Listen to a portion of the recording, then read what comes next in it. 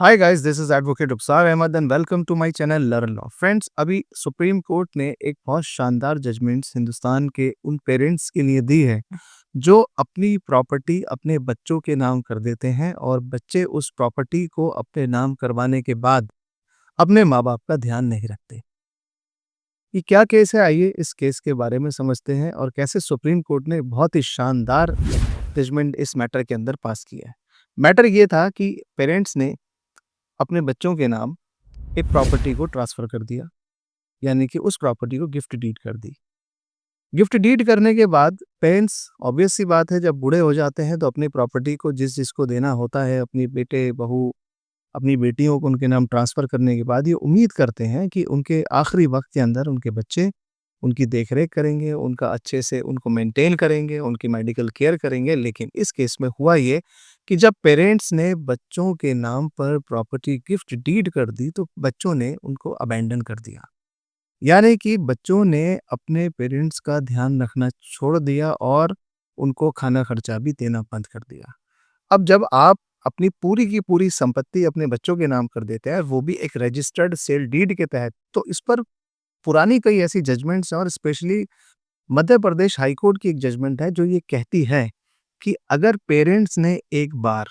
अपने बच्चों के नाम कोई भी प्रॉपर्टी हस्तांतरित या ट्रांसफर कर दी है, तो फिर उस हस्तांतरण को, उस ट्रांसफर को कैंसिल नहीं किया जा सकता, वो प्रॉपर्टी वापस माँ बाप को नहीं दी जा सकती। ऐसे ही एक पेरेंट्स ने जब अपनी प्रॉपर्टी को ट्रांसफर कर दो और उनके बच्चों ने अपने माँ बाप की खिदमत करने से साफ तौर पर मना कर दिया, तो ये मैटर हाई कोर्ट से होता हुआ सुप्रीम कोर्ट गया। सुप्रीम कोर्ट ने इस पूरे मैटर को समझा और इसमें जो सीनियर सिटीजन से रिलेटेड कानून है, उन कानूनों को दोबारा से उनको पढ़ा, उन्हें समझा और senior citizen maintenance and welfare act के सेक्शन 23 के तहत सुप्रीम कोर्ट ने ये बताया और ये आदेश दिया कि अगर कोई भी प्रॉपर्टी पेरेंट्स अपने बच्चों के नाम पे ट्रांसफर करते हैं और उस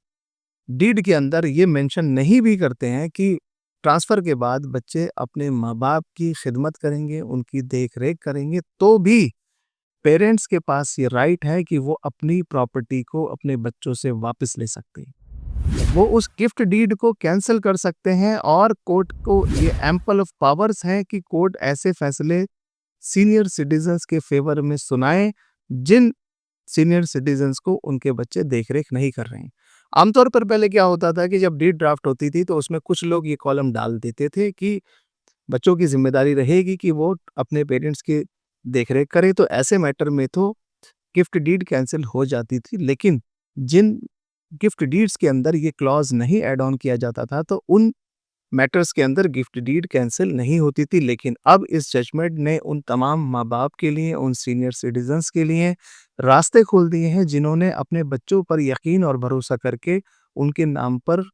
अपनी प्रॉपर्टी ट्रांसफ़र की और बाद में बच्चों ने उन्हें छोड़ दिया, अबैंडन कर दिया और उन्हें वृद्धावस्था आश्रम तक लेकर चले गए। ऐसे पेरेंट्स जहाँ पर भी सफ़र कर रहे हैं, वो इस जजमेंट की बेस पर ऑनरेबल कोर्ट का दरवाज़ा खटखटा सकते हैं और अपनी प्रॉपर्टी को अपने बच्चों से वापस लेके उस प्रॉपर्टी को पर्सनल यूज़ के लिए यूज़ कर सकते हैं। फ्रेंड्स, ये एक बहुत शानदार जजमेंट है। आई होप आपको ये कांसेप्ट समझ में आया होगा। इसके बावजूद भी अगर कोई ऐसा सवाल है जो आपके ज़हन में है, आप मुझसे पूछना चाहते हैं, आप मुझे इनबॉक्स में लिखिए, जिसका मैं आपको टाइमली रिप्लाई करने की कोशिश करूँगा। लास्ट में मेरी आपसे रिक्वेस्ट है कि अगर आपको मेरी वीडियो अच्छी लगी हो तो प्लीज़ इसे लाइक, शेयर एंड सब्सक्राइब करें। Thank you.